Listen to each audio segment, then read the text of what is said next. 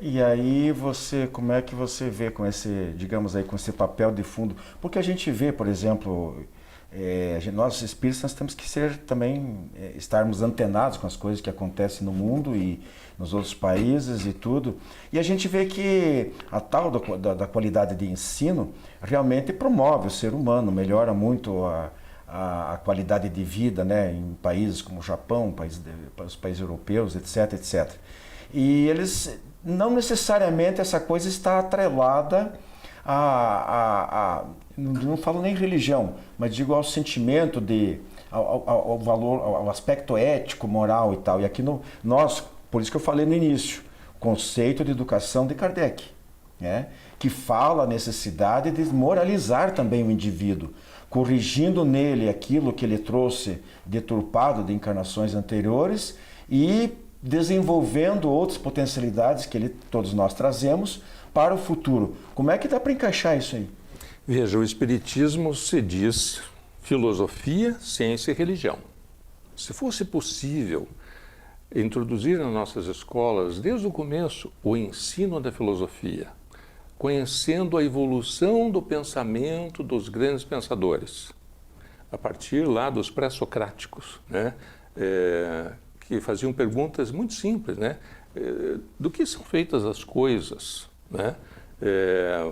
Por exemplo, Tales de Mileto disse assim: onde quer que eu vá, a terra termina na água. Tudo precisa de água para viver. A água, quando esfria, vira pedra. E quando aquece, vira ar. Será que a vida não veio da água? Esse pensamento da origem das coisas, o aprender a pensar, né? Nos leva a concluir que filosofia trata da qualidade das perguntas.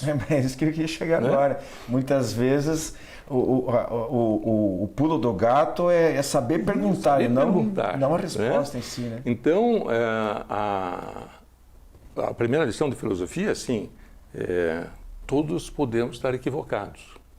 E a segunda não se aprende filosofia, o que aprendemos é filosofar. E o que é filosofar? Questionar as certezas. Mas até as certezas, claro, certezas de quem? E a quarta lição é que a certeza é a maior inimiga da verdade. Se o sujeito não estiver aberto ao novo, ele não aprende. Sim. Então, daí dá para concluir que a certeza equivocada é mais perigosa do que a dúvida, porque na dúvida eu analiso melhor. Então, veja, a filosofia seria um dos tripés, um dos elementos do tripé. O outro seria a ciência. Nós temos um avanço científico muito grande. Veja, depois da invenção da escrita, do livro, o conhecimento avança numa velocidade estrondosa. Porém, está faltando o aprendizado religioso, que dá a sustentação moral. Então, filosofia trata da qualidade das perguntas, ciência trata da qualidade das respostas e religião trata da qualidade das escolhas que fazemos. Uma escolha moral é aquela que preserva a vida e a qualidade de vida. É o respeito ao outro, porque eu sou o outro do outro. Sim. Então, a educação precisava ser integral, na linha do ensinar a pensar e ajudar o ser a fazer identidade. A grande educação, eu acho que é ensinar cada um a se perguntar: eu sou um corpo ou eu tenho um corpo? Eu sou um espírito ou eu tenho um espírito? E a hora que o sujeito alcança, eu sou um espírito, e deduz, sou mortal ou imortal, a hora que eu alcanço que eu sou imortal, eu já posso fazer as outras perguntas. Eu existi antes de nascer? Eu tive mais do que uma encarnação? Terei outras encarnações para frente? O que eu encontrarei nas minhas próximas encarnações, se não aquilo que eu ajudei a fazer ou não ajudei a mudar? Lei de causa e efeito. Isso levaria a uma mudança na ótica pessoal sobre a vida, o outro, Deus, as coisas. Aí a gente pode, pela maneira como você coloca, a gente pode ver, talvez, entender o porquê de tanta dificuldade de se chegar a esse nível de mudar as coisas, né? E, inclusive, voltando um pouquinho aqui, sobre o papel, gostaria que você comentasse um pouquinho sobre o papel da escola e da família, do lar, né? Porque o conhecimento ele pode ser teórico ou prático. Geralmente a escola dá o teórico, a não ser depois lá em cima, no ensino superior, que direciona para a especialização das respectivas profissões, etc.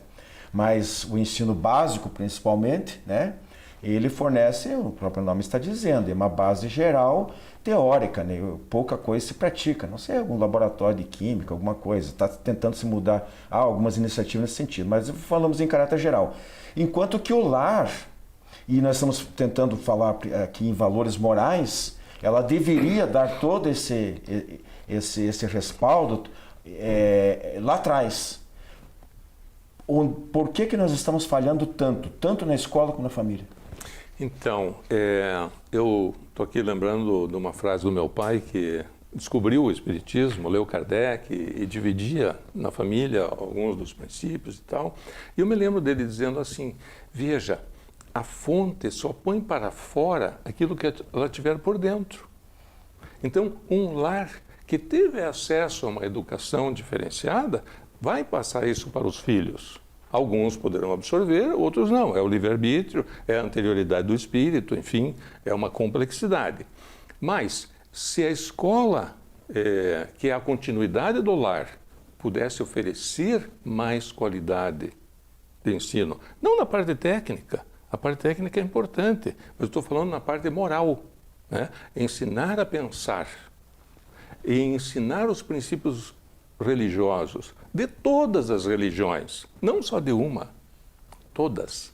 Daí os alunos teriam aquele painel de princípios fundamentais das religiões e escolheriam uma. Você não acha que deveria começar em casa, no berço, a educação? Sim, mas o berço dá o que tem, né? Na escola ele teria a diversidade. Mas aí nós vamos, não sei, agora nós estamos falando de Brasil, né? A nossa sociedade ela está num ponto, não é dizer que é o caos, que é o apocalipse, que agora, porque os tempos passam e às vezes de repente em uma década, 2 décadas poderemos ter uma realidade completamente diferente. Tomara que seja para melhor.